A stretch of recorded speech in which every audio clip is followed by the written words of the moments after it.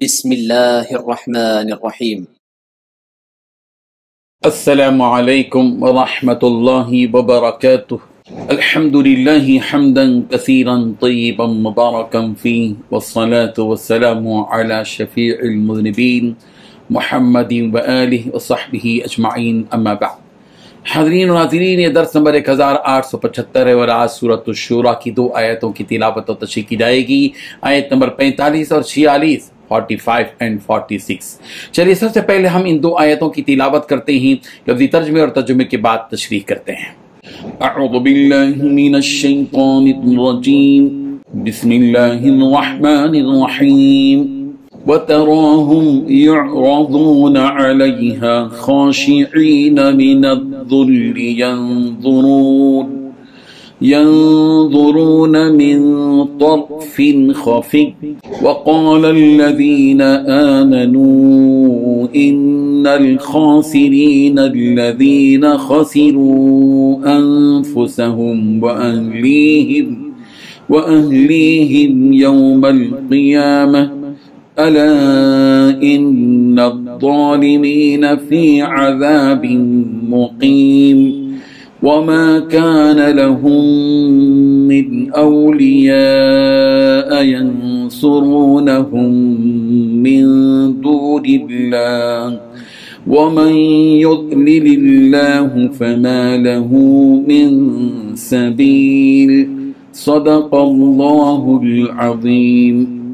لفظی ترجمہ یوں ہے، وَتَرَاهُمْ، اور آپ ان کو دیکھیں گے، یعرضون، کہ وہ پیش کیے جائیں گے، علیہا، اس پر، خاشعین، جھکے ہوئے، من الذل، ذلت کی وجہ سے، ینظرون، وہ دیکھتے ہوں گے، من طرف خفی، کن آنکھیوں سے، وقال، اور کہیں گے، الذین، وہ لوگ جو آمنوا، ایمان لائے، ان الخاسرین، بلا شبہ خسارہ پانے والے تو، الذین، وہی لوگ ہیں جنہوں نے، خسروا، خسارے میں ڈالا، انفسہم، اپنے آپ کو، واہلیہم، اور اپنے گھر والوں کو، یوم القیامہ، قیامت کے دن، الا، آگاہ ہو، ان الظالمین، بے شک ظالم لوگ ہی، فی عذاب مقیم، دائمی عذاب میں ہوں گے، وما کانا، اور نہیں ہوں گے، لہم، ان کے لیے، من، کوئی، اولیاء، دوست، ینصرونہم، جو ان کی مدد کرے، من دون اللہ، سوائے اللہ کے، ومن یضلل اللہ، اور جس کو اللہ گمراہ کر دے، فما لہو، تو نہیں ہے اس کے لیے، من سبیل، کوئی راستہ۔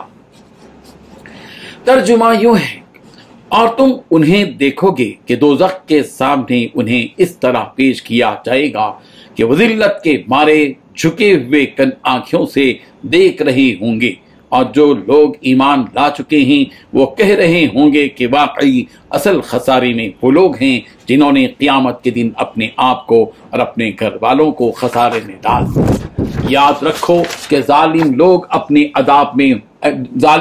ایسے عذاب میں ہوں گے جو ہمیشہ قائم رہے گا، اور ان کو ایسے کوئی مددگار میسر نہیں آئیں گے جو اللہ کو چھوڑ کر ان کی مدد کریں، اور جسے اللہ گمراہ کر دے اس کے لیے بچاؤ کا کوئی راستہ نہیں ہوگا۔ ان 2 آیتوں میں 5 باتیں بیان کی گئی ہیں۔ پہلی بات، تم انہیں دیکھو گے کہ انہیں دوزخ کے سامنے اس طرح پیش کیا جائے گا کہ وہ ذلت کے مارے جھکے ہوئے کن آنکھوں سے دیکھ رہے ہوں گے۔ دوسری بات، جو لوگ ایمان لا چکے ہیں وہ کہہ رہے ہوں گے کہ واقعی اصل خسارے میں وہ لوگ ہیں جنہوں نے قیامت کے دن اپنے آپ کو اور اپنے گھر والوں کو خسارے میں ڈال دیا۔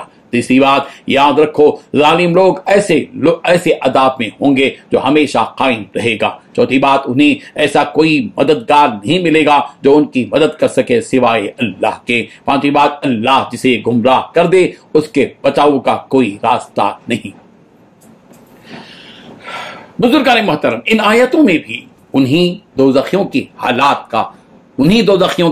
کا تذکرہ کیا جا رہا ہے کہ جب یہ کافر اور ظالم لوگوں کو دوزخ کے سامنے پیش کیا جائے گا تو وہ لوگ ذلت کے مارے آنکھ تک اٹھا نہیں سکیں گے، اور ان پر ایسا خوف طاری ہوگا کہ آنکھ سے آنکھ ملانے کی بھی ان میں ہمت نہیں ہوگی، اور وہ کن آنکھیوں سے چوری چوری دیکھیں گے کہ کیا ہو رہا ہے اور ان کے لیے کیا احکامات جاری کیے جا رہے ہیں۔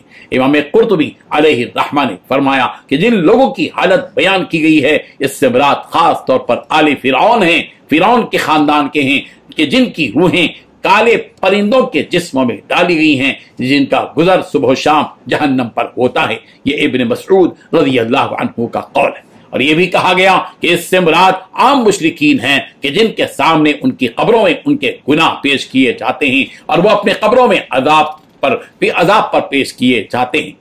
जब मोमिन उन मुशरिकों का हाल क़यामत के दिन देखेंगे तो कहेंगे कि हकीकत में तो खसारे में वो लोग हैं जिन्होंने अपने आप को खसारे में डाल दिया, इस लिहाज से कि वो लोग हमेशा के अदाब में होंगे। अपना तो नुकसान किया ही, साथ में अपने घर वालों का भी नुकसान किया। वो इस लिहाज से कि घर वालों की जिम्मेदारी खुद घर के जिम्मेदार शख्स पर रहती है। तो जब ये उनकी सही रहनुमाई नहीं किया तो वो लोग भी जहन्नम ही में जाएंगे और उस वक्त वो उन घर वालों की कोई भी मदद नहीं कर सकेगा। इस तरह खुद भी दोज़खी हुआ और घर वालों को भी इसी राह पर ले आया।